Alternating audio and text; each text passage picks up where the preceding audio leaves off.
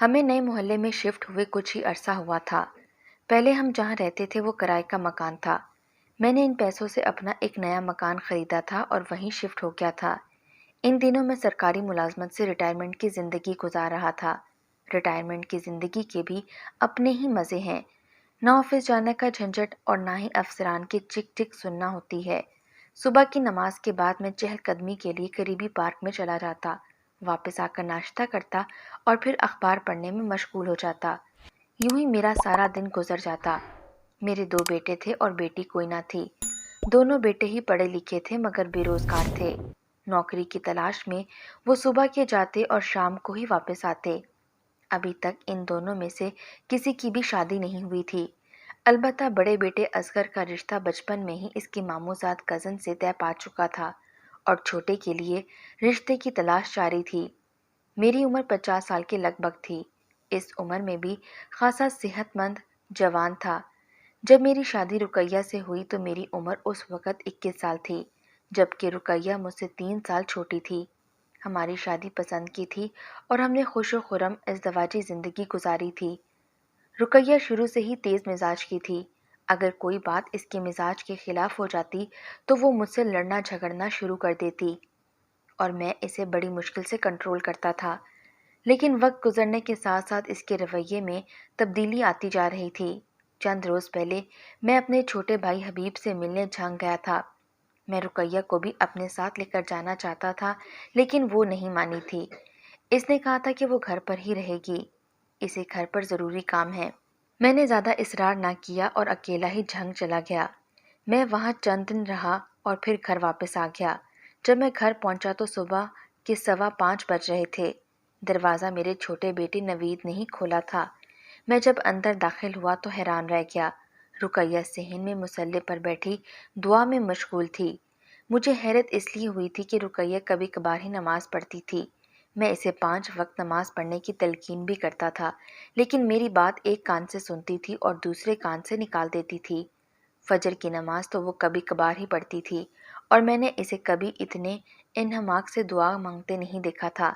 اس کی آنکھیں بند تھیں اور ہونٹ آہستہ آہستہ ہل رہے تھے۔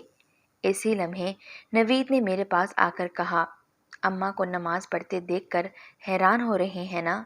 تھوڑی دیر کے بعد جب محلے کی عورتیں یہاں آئیں گی تو تمہاری حیرت اور بھی بڑھ جائے گی۔ میں نے ناسمجھی سے نوید کو دیکھا تو وہ مسکراتا ہوا واش روم میں چلا گیا۔ محلے کی عورتیں، وہ بھی اتنی صبح صبح، ہمارے گھر کیوں آئیں گی؟ میں نے دل میں سوچا۔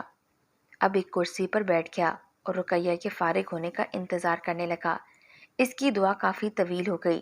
جب اس نے دعا مانگ لی تو اس نے اپنے چہرے پر ہاتھ پھیرتے ہوئے آنکھیں کھول کر مجھے دیکھا۔ اس کے چہرے پر یکدم حیرت کے تاثرات ابھرے۔ آپ کب آئے؟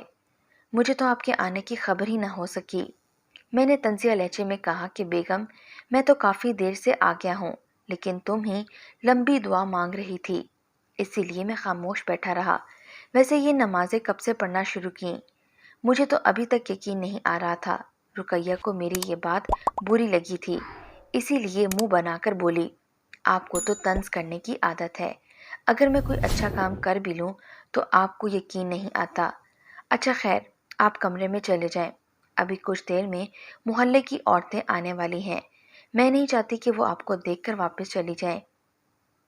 ان میں کئی باپردہ خواتین بھی ہوتی ہیں۔ اس کی بات سن کر مجھے حیرت ہوئی اور میں پوچھے بغیر نہ رہ سکا، اتنی صبح صبح محلے کی عورتیں یہاں کیوں آئیں گی؟ کیا تم خیرات بانٹ رہی ہو؟ رقیہ نے جائے نماز طے کر کے ایک سائڈ پر رکھی اور کہنے لگی، یہ میں آپ کو بعد میں بتا دوں گی، فی الحال تو آپ جائیں۔ مجھے تجسس ہوا۔ میں نے پوچھا کہ رقیہ بیگم، کچھ تو بتاؤ، بات کیا ہے؟ رقیہ بیگم نے منہ بنا کر کہا، ایک تو آپ بال کی کھال اتارنے پر اتر آتے ہیں، کہہ تو رہی ہوں ابھی آپ کمرے میں جائیں، میں آپ کو ساری بات بتا دوں گی۔ اس کی بات مکمل ہی ہوئی تھی کہ دروازے پر دستک ہونے لگی۔ ہم دونوں نے چونک کر دروازے کی طرف دیکھا۔ رقیہ بولی، یقیناً محلے کی عورتیں آ گئی ہیں، چلیں اب جلدی سے کمرے میں جائیں، میری دعاؤں کا وقت شروع ہو رہا ہے۔ میں منہ بناتا ہوا کمرے میں آ گیا۔ میرے کمرے کی کھڑکی صحن کی طرف کھلتی تھی اور اس پر بس پردہ پڑا ہوا تھا۔ میں بستر پر لیٹ گیا کیونکہ میں سفر سے آیا تھا تو تھکا ہوا تھا۔ کچھ ہی لمحوں کے بعد مجھے عورتوں کے بولنے کی آوازیں سنائی تھیں۔ رقیہ سے بڑی عقیدت اور محبت سے بول رہی تھیں۔ مجھے حیرت تھی کہ پہلے تو محلے کی عورتیں ہمارے گھر ہی نہ آتی تھیں، لیکن رقیہ نے ان پر ایسا کیا جادو کیا تھا کہ وہ اس کی گرویدہ ہو گئی تھیں۔ میں نے تجسس کے مارے اٹھ کر تھوڑا سا پردہ ہٹا کر جھانکا تو مجھے حیرت کا زوردار جھٹکا لگا۔ ہمارے گھر کا صحن محلے کی عورتوں سے بھرا پڑا تھا اور رقیہ ایک تخت پوش پر بیٹھی ان سے باتیں کر رہی تھی۔ اس نے اپنے سر پر دوپٹہ لپیٹا ہوا تھا، یوں لگ رہا تھا جیسے وہ کوئی پہنچی ہوئی پیرنی ہو۔ ایک ایک عورت باری باری رقیہ کے پاس آتی، اس کا ہاتھ چومتی اور پھر اس کے پیروں کے بل بیٹھ جاتی۔ رقیہ منہ ہی منہ میں کچھ پڑھ کر ان پر پھونکتی اور پھر دونوں ہاتھ اٹھا کر اس کے لیے دعا کرتی اور وہ جاتے وقت دیوار کے ساتھ پڑے ہوئے ڈبے میں نذرانہ ڈالتی جاتی۔ میں آنکھیں پھاڑے یہ سب کچھ دیکھ رہا تھا۔ مجھے اپنی بصارت پر یقین نہیں آ رہا تھا، کیونکہ وہ عورتیں رقیہ کو پیرنی جی کہہ کر پکار رہی تھیں۔ اس کا مطلب تھا کہ میرا اندازہ درست ثابت ہوا تھا، میری بیوی پیرنی بن گئی تھی۔ وہ عورتیں باری باری دعا کروا کر چلی گئیں تو میں کمرے سے نکل کر صحن میں آ گیا۔ رقیہ نے مجھے دیکھا تو منہ بنا کر بولی، آپ ابھی تک جاگ رہے ہیں، جائیں جا کر سو جائیں۔ میں نے اس کی بات نظر انداز کر دی اور پوچھا، رقیہ یہ کیا تماشا لگا رکھا ہے؟ تم کب سے پیرنی بن گئی ہو؟ رقیہ تخت پوش سے اتر آئی اور کہا، میں تو کافی عرصے سے پیرنی بن چکی ہوں۔ محلے کی عورتیں مجھ سے دم درود اور دعائیں کروانے آتی ہیں اور اپنی حیثیت کے مطابق نذرانہ اس ڈبے میں ڈال جاتی ہیں۔ میں نے غصے سے کہا کہ تم ایسا کیوں کر رہی ہو؟ جانتی ہو نا یہ گناہ ہے۔ رقیہ نے میری بات ہوا میں اڑا دی۔ دنیا میں اتنے پیر موجود ہیں تو کیا وہ گناہ گار ہیں؟ اللہ کے کلام سے لوگوں کا علاج کرنا گناہ ہے؟ ویسے بھی آپ کی پینشن اتنی نہیں کہ گھر کا گزارا صحیح طرح سے چل سکے۔ مہنگائی آسمان کو چھو رہی ہے، بیٹے بے روزگار ہیں، تو مجھے یہی سمجھ آیا کہ میں یہ کام کروں اور پیرنی بن جاؤں۔ اسی لیے میں پیرنی بن گئی۔ مجھے رقیہ کا یہ کام پسند نہیں آیا۔ میں نے اسے سمجھایا کہ تم اصل پیر نہیں ہو، ڈبہ پیرنی بن گئی ہو۔ اصل پیر تو وہ ہوتے ہیں جو صرف اللہ سے لو لگاتے ہیں، انہیں دنیا کا کچھ ہوش نہیں رہتا۔ تم ڈبہ پیرنی بن کر لوگوں کے جذبات سے کھیل رہی ہو، اللہ کو ناراض کر رہی ہو۔ لیکن رقیہ نے میری بات سمجھنے کی بجائے مجھ سے لڑنا جھگڑنا شروع کر دیا۔ آپ میرے کام میں دخل اندازی مت کریں، میں جو کچھ کر رہی ہوں ٹھیک کر رہی ہوں۔ اس نے میری بات سمجھنی تھی اور نہ وہ سمجھ سکتی تھی۔ وہ سارا دن مجھ سے لڑتی جھگڑتی رہی۔ البتہ اس دوران اگر کوئی عورت دعا کروانے آتی تو وہ اسے پیرنی کہتی تھی اور رقیہ اس کے لیے دعا کرتی تھی۔ وہ جاتے جاتے نذرانہ ڈبے میں ڈالنا نہیں بھولتی تھی۔ ڈبے پر ایک بڑا سا تالا لگا ہوا تھا جس کی چابی رقیہ کے پاس ہی تھی۔ پھر دونوں بیٹے بھی نوکری کی تلاش میں گھر سے باہر نکل گئے تھے۔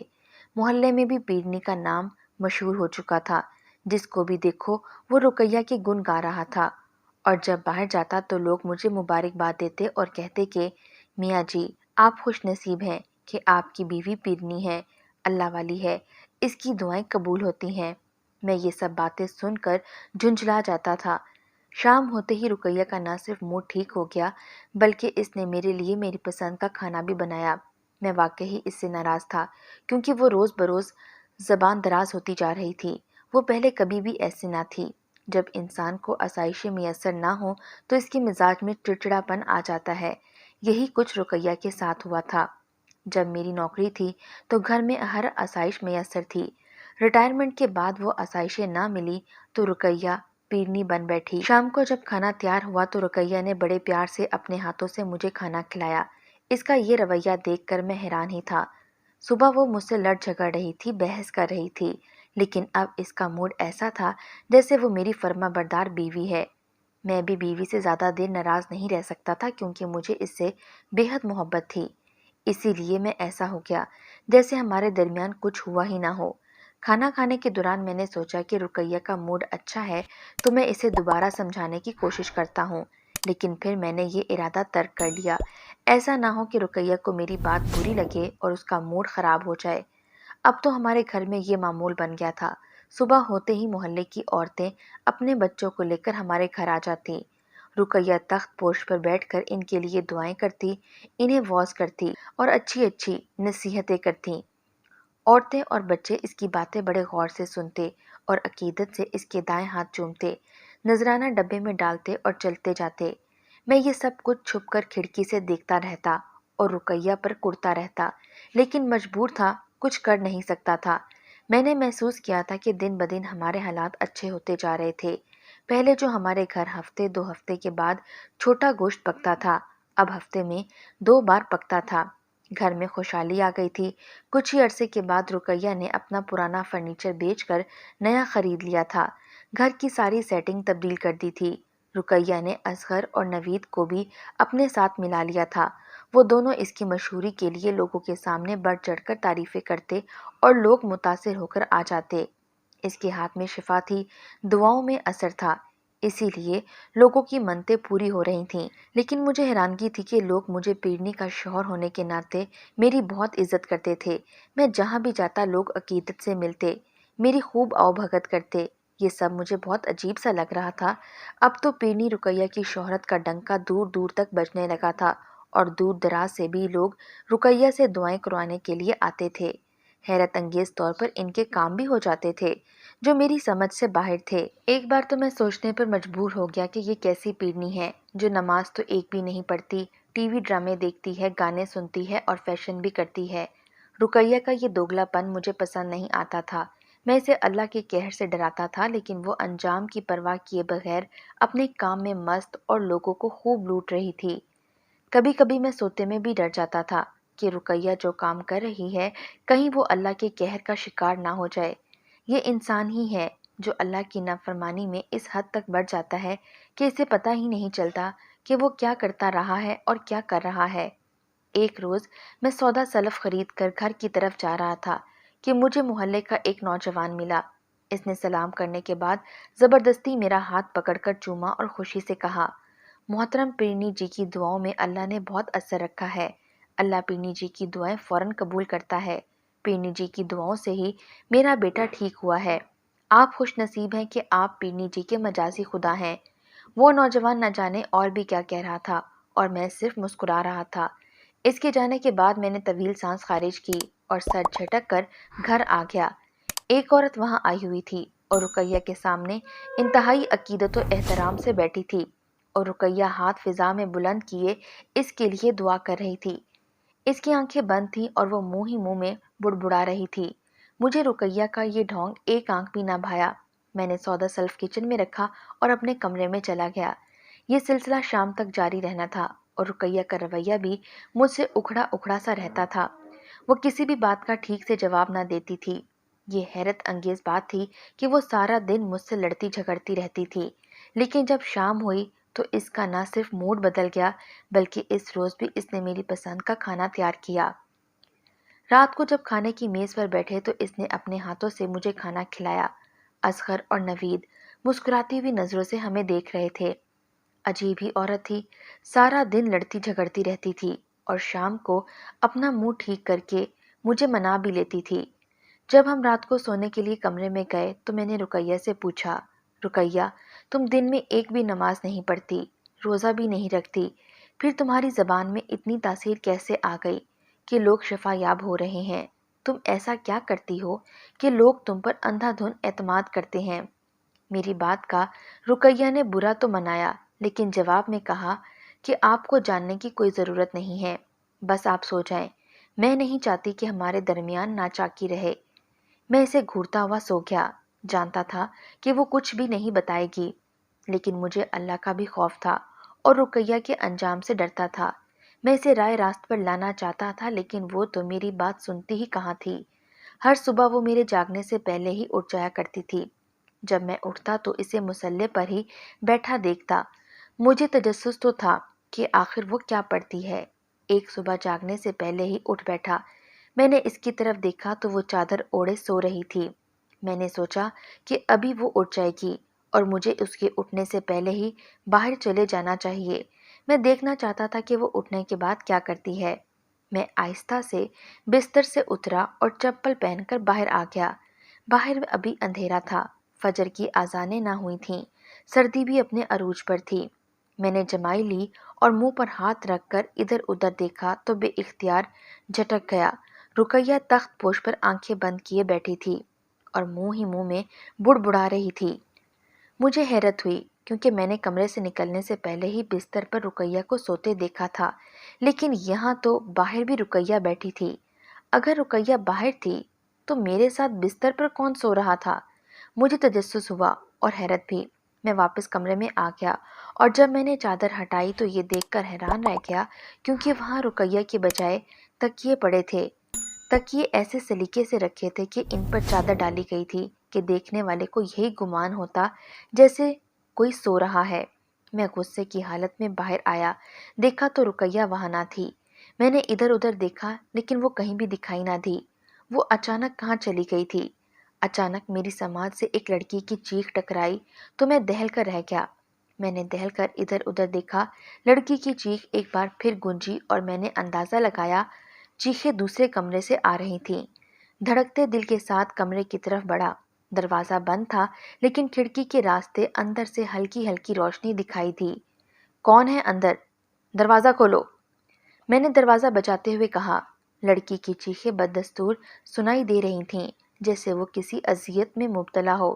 تھوڑی دیر کے بعد دروازہ کھلا اور رقیہ دکھائی دی۔ اس کے چہرے پر وحشت ابھری ہوئی تھی اور وہ غصیلی نظروں سے مجھے دیکھ رہی تھی۔ اس کے ہاتھ میں ایک ڈنڈا بھی تھا۔ آپ یہاں کیا کر رہے ہیں؟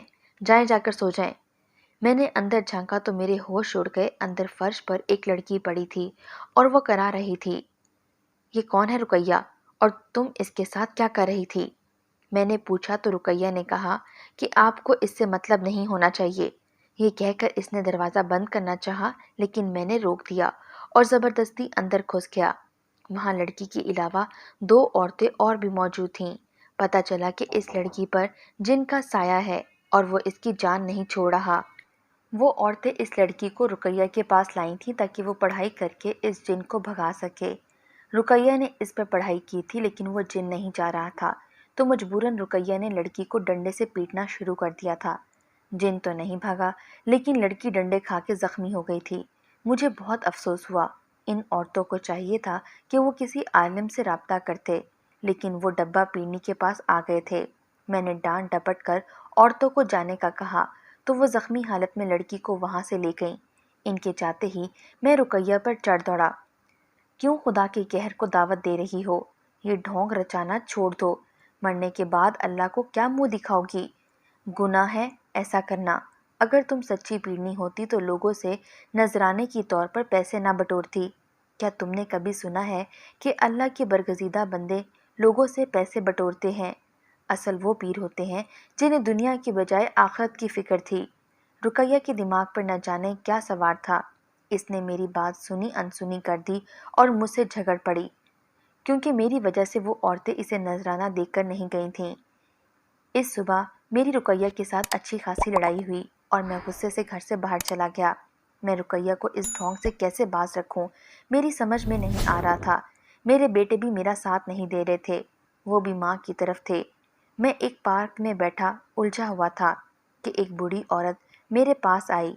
میں نے اسے پہلی بار دیکھا تھا۔ اس نے کہا کہ بھائی صاحب، کیا آپ پیرنی رقیہ کو جانتے ہیں جو دم درود اور دعائیں کرتی ہے؟ میں نے حیرت سے بوڑھی عورت کو دیکھا اور پوچھا، بہن کیا کوئی مسئلہ ہوا ہے؟ وہ عورت چند لمحے خاموش رہی، پھر اس نے جو کچھ کہا میرے رونگٹے کھڑے ہو گئے۔ ہاں بھائی صاحب، میرے بیٹے کی نوکری نہیں لگ رہی تھی۔ میں نے پیرنی کو ہزاروں روپے دیے تھے کہ وہ دعا کر دے اور میرے بیٹے کی نوکری لگ جائے۔ میرا بیٹا در در کے دھکے کھاتا رہا لیکن اس کی نوکری نہیں لگی۔ پیرنی جی نے دعویٰ کیا تھا کہ چند ہی دنوں میں میرے بیٹے کی نوکری لگ جائے گی۔ میرے پاس جتنی بھی جمع پونجی تھی وہ میں نے سب پیرنی جی کو دے دی ہے۔ آج میں گئی تھی تو مزید پیسوں کا مطالبہ کر رہی تھیں لیکن میرے پاس اور پیسے نہیں کہ میں پیرنی جی کا مطالبہ پورا کر سکوں۔ اب مجھے سمجھ آ گئی ہے کہ وہ اصل پیرنی نہیں بلکہ ڈبہ پیرنی ہے۔ خدا غارت کرے اس عورت کو، لوگوں کو لوٹ کر اپنا گھر بھر رہی ہے۔ میں اسے کبھی معاف نہیں کروں گی۔ دوزخ میں جائے گی وہ عورت۔ کاش مجھے پہلے ہی پتہ چل جاتا تو میں کبھی اس کے پاس نہ جاتی، لیکن اب کچھ نہیں ہو سکتا۔ ہائے میری جمع پونجی۔ اتنا کہنے کے بعد وہ عورت رونے لگی اور میں سوائے افسوس کے کچھ نہ کر سکا۔ مجھے تو پہلے ہی شک تھا کہ میری بیوی ڈبہ پیرنی بن گئی ہے جو عورت اپنے بچوں کی نوکریاں نہیں لگوا سکی وہ بھلا دوسروں کی کیسے نوکریاں لگوا سکتی ہے؟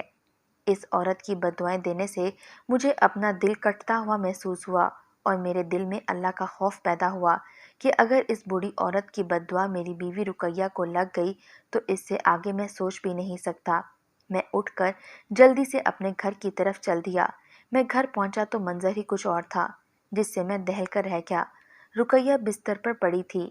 اس پر فالج نے اٹیک کیا تھا اور اس کا آدھا دھڑ مفلوج ہو گیا تھا، منہ ٹیڑھا ہو گیا تھا اور اس میں بولنے کی سکت نہ رہی تھی۔ اس کے پاس محلے کی عورتیں بیٹھی تھیں اور توبہ توبہ کر رہی تھیں۔ رقیہ کو اس حالت میں دیکھ کر میرا دل کٹ گیا اور میں نے بھی دل میں توبہ کی۔ میرے دونوں بیٹے فوراً ہی گھر پہنچ گئے۔ ہم رقیہ کو ہسپتال لے گئے، رقیہ کا علاج کرانے کی کوشش کی لیکن اس سے کچھ بھی افاقہ نہ ہوا۔ بالآخر ہم اسے گھر لے آئے۔ جب لوگوں کو پتہ چلا کہ پینی رقیہ پر فالج نے اٹیک کیا ہے تو ان میں سے کوئی بھی نہ آیا اور ہم سوائے توبہ کے اور کچھ نہ کر سکے۔ میرے دوستوں، اس کہانی کو بیان کرنے کا مقصد یہ ہے کہ جو لوگ اللہ کو ناراض کرنے والے کام کرتے ہیں تو ان کا انجام بہت برا ہوتا ہے۔ اس کی سزا دنیا میں تو مل ہی جاتی ہے لیکن آخرت میں بھی اسے سزا ملے گی۔ دھوکہ دہی سے لوگوں سے پیسے بٹورنے سے وقتی خوشحالی اور خوشی تو مل جاتی ہے لیکن اس سے کوئی فائدہ نہیں ملتا بلکہ الٹا اپنا ہی نقصان ہوتا ہے۔ اللہ سے دعا ہے کہ ہمیں ہدایت نصیب فرمائے اور ہمیں گناہوں سے بچائے۔ آمین۔